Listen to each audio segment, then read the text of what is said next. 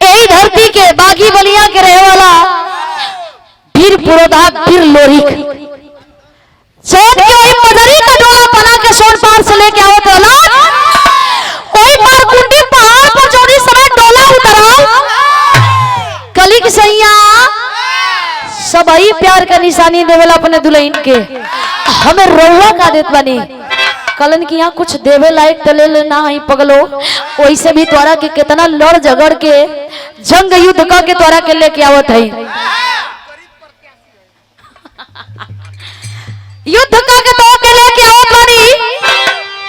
आ तू ऐसे लगलो मांगे तल्ला ऐसा चीज देते कि ये दुनिया याद करी निकाल करके मैदान से तलवार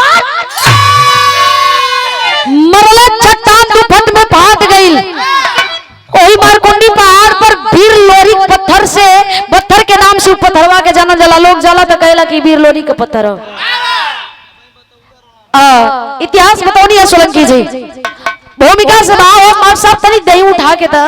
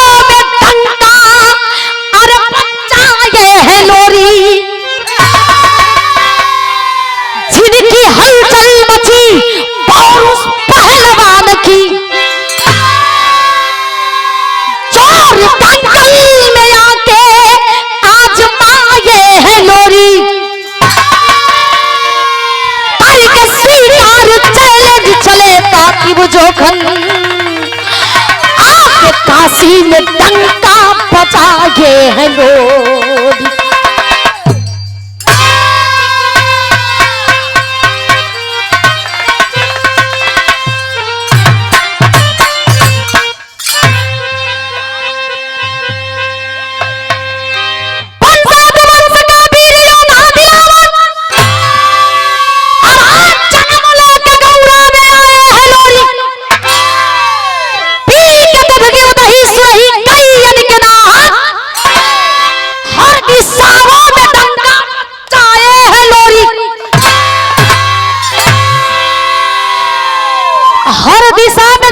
आज भी बा ओ समय भी रहल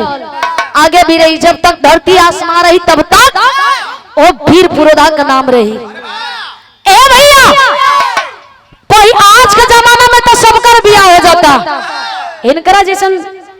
सुखाइलो आदमी के बियाह हो जाता पहले के जमाना में गांधी भी चल के नहीं गया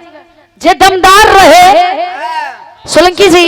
जे दमदार रहे लड़वैया रहे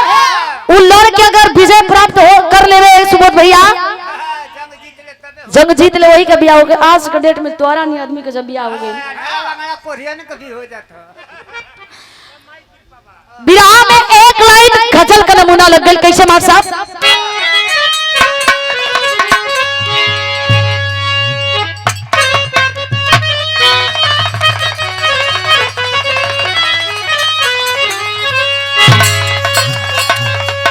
तन की सा पर्दा ले ले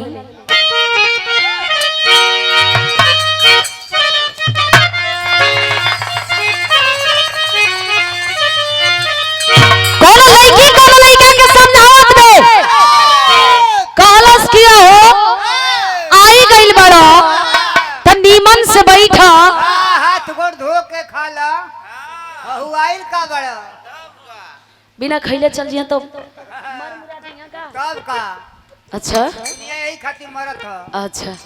लड़की समझावे कलश कहाँ कलश मार साहब अरे आ गए हो तो जाने का जिद ना करो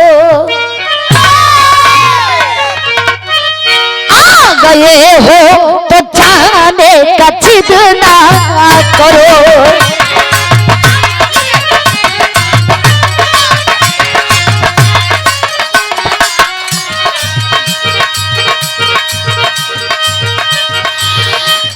गए हो तो जाने का जिद ना करो जा रहे हो तो आने का वादा करो आ गए हो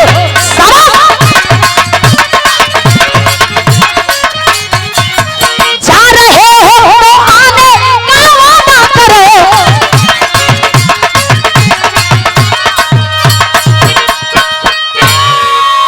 लेकिन फिर भाव वीरन का तासीर का होला कभी भी दर्शावत नहीं तनकी सा कसौटी रही कैसे ओ औलाद खातिर के जौने औलाद के खून फौलाद ना बन जाए वो खून खून ना पानी बा अरे वाह ये आशीर्वाद तो मिलता राइटर बिट्टू विद्यार्थी जी के द्वारा ये आशीर्वाद दिया गया बा हमें भी और पूरी टीम को भी क्या बात है सर ओहो तनी ताली बजाएं आप लोग जोरदार ताली बजा दें वाह बहुत बहुत धन्यवाद प्रणाम पहुंचे हम चाहते नहीं कि सब करा के ऐसा गुरु मिलस बहुत बहुत प्रणाम बा लेकिन वीर भाव कसौटी है कैसे झोल रे नाम मरदया बरुआन पे झोल रे ना मर गया बरुआन पे झोल रे ना मर गया बरुआन पे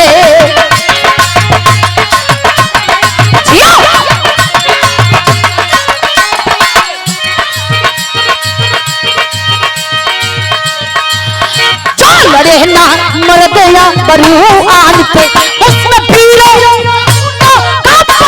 नहीं जो लड़ेना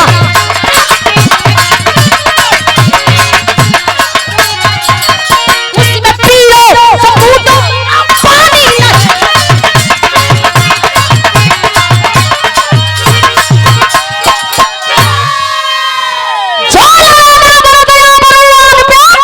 उसमें पीरो सबूतों का पानी नहीं वो खून कौन काम के बात जब मान मर्यादा के आए खोल न जाए फिर आंख हमारे एजे से शुरुआत हो गई ओ जमाने में स्वर्गीय राम दत्ता स्वर्गीय बुल्लू दत्ता गवलन आगा के चल गए तू कब जाइबू तो आर पिंडा पारी ले तइए चल जाए ओइजा नहीं खी भेजत भाई तब कहां भेजे तड़ा घरे जाए कने सुबह हो अच्छा अच्छा अच्छा मतलब हमार बाबू के सोर संख्या धोवल चाहता रहा नहीं नहीं धोइब नहीं बाबू धोइबो मत करी है ए भैया कहे का मतलब कि हमन के उ लोगन के लगावल पौधा ही जा उ लोगन के याद कईल जरूरी होला ए भैया उसमें कसौटी को ओखे देखा राम दो दादा बा एकदम सोरा के गावा खाड़ गावा आ बुल्लू दादा गावा तो तनकी सौ करे में लचक के गावा घुराई के त यहाँ राम दो दादा के लग जाई तनी आवो त खाड़ के